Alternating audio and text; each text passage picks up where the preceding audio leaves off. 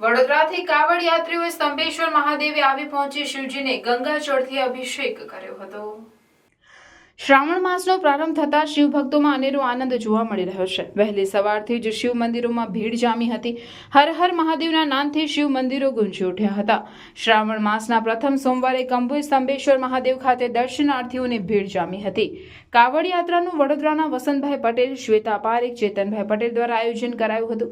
વડોદરાના જાગનાથ મહાદેવથી નીકળેલ 108 કાવડ યાત્રીઓ જંબુસર તાલુકાના પેલુદ્રા ગામથી નહાર ખાતે આવી પહોંચ્યા હતા અને ત્યાંથી અન્ય શિવ ભક્તો કાવડ યાત્રામાં જોડાયા હતા।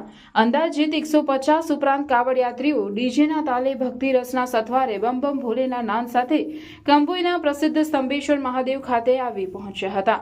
કાવડ યાત્રીઓમાં અનેરો આનંદ ઉત્સાહ જોવા મળ્યો હતો અને સાથે લાવેલ ગંગાજળથી શિવજીને અભિષેક કરી ધન્યતા અનુભવી હતી।